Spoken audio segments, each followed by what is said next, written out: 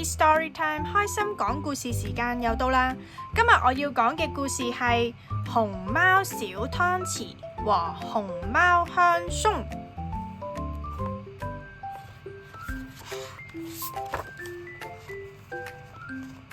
呢一日，小圓同媽咪去到超級市場。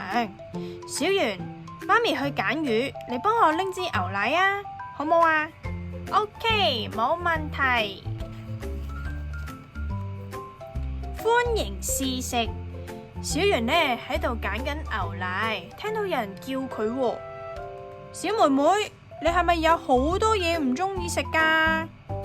吓，你點知噶？小圓嚇咗一跳。嘿嘿，呢個送俾你啊！呢個呢係熊貓飯素，打開佢個嘴巴之後，直接抌落啲食物上面。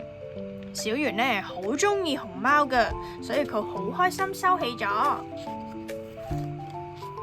返到屋企之後，媽咪就忙住煮晚餐，小圓呢就喺啲白飯度揼啊揼，揼啊揼，然後白飯突然發出嘶嘶沙沙嘅聲音喎。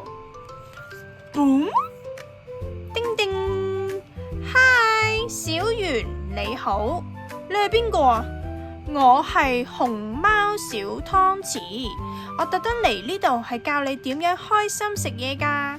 放心，除咗你之外，其他人見唔到我噶。小圓聽咗之後，好興奮，好開心啊！今日嘅晚餐又係小圓唔中意食嘅菜，又係呢啲餸，我唔中意啊！冇問題，小圓，你只要喺啲白飯上面揼啲飯素。係咪咁樣啊？咁樣夠唔夠啊？好好，之後呢，就跟我一齊念咒語。你聽住咯喎，我哋念一次咯喎，一齊。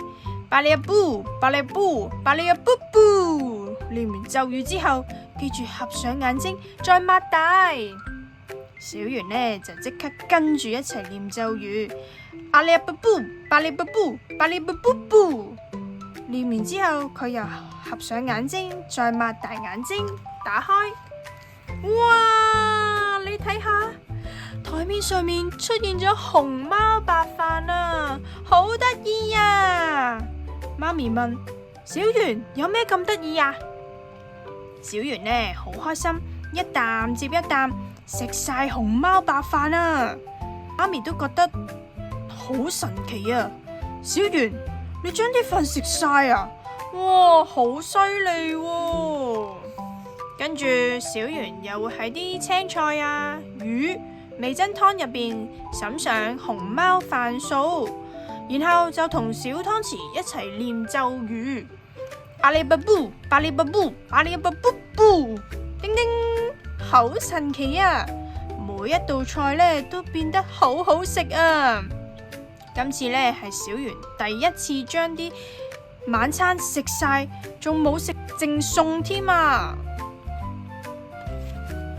第二日，小圓又用熊貓飯素呢變成各種唔同嘅熊貓料理。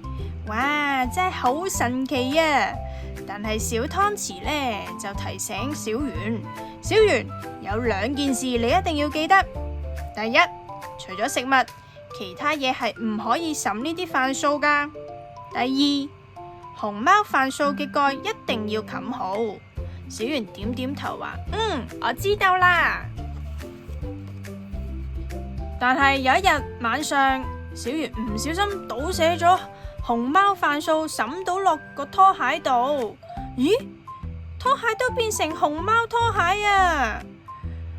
但係佢完全唔記得咗小湯匙嘅約定，佢呢就將唔同嘅嘢都滲上呢個熊貓飯素，帽啦、袋啦、蠟筆、公仔、牙刷、拖鞋、膠剪，甚至乎鉛筆，佢都滲上呢個飯素啊！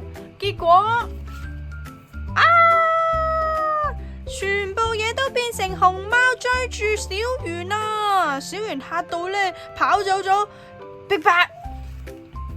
個飯數都加咗入佢個頭度啊！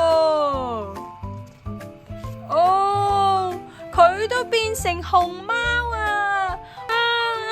點算啊？熊貓小湯匙好彩發現咗啊！弊家伙啦，小圓，你快啲拎啲白竹葉俾變成熊貓嘅嘢都含住啦！你都係啊！然後就合埋眼睛同我一齊讀：唔好嘈，唔好鬧，山竹百葉竹葉變回來。等到小圓擘大眼睛之後，所有嘢都變返正常啦。但係熊貓小湯匙就唔見咗啦，只係留低咗一封信。信上面寫住：小圓，好高興認識你啊！我返咗屋企啦，因為你已經學識好開心咁樣食嘢，仲食唔同嘅嘢食。你唔再需要搵我啦，記得要食唔同嘅嘢食，身體先會健康。我會一直守護住你㗎。小湯匙上，小圓呢就好細聲講：多謝啊，小湯匙。就係咁樣，小圓嘅屋企嘅餐台唔再出現熊貓料理啦。但係依家小圓食啲乜嘢都覺得好好食，全家人一齊食飯變成佢最快樂嘅事。故事就嚟到呢度啦。大家又鍾唔鍾意呢本書呢？又或者大家睇完呢本書之後又有咩感想呢？都可以留言話俾我知。最後，如果大家想繼續收聽 Happy Story Time，就記得訂閱我嘅 channel 啦。我哋下次見，拜拜。